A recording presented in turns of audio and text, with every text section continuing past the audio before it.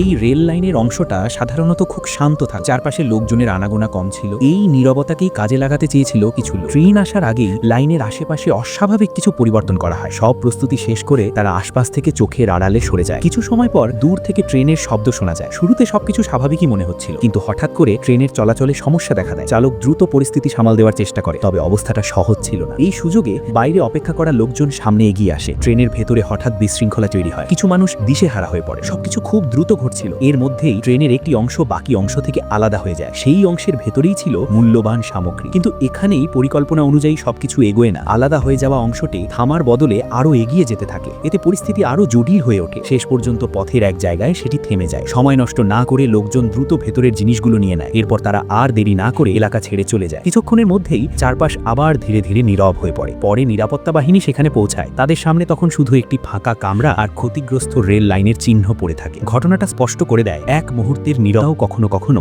বড় ঘটনার জন্ম দিতে পারে।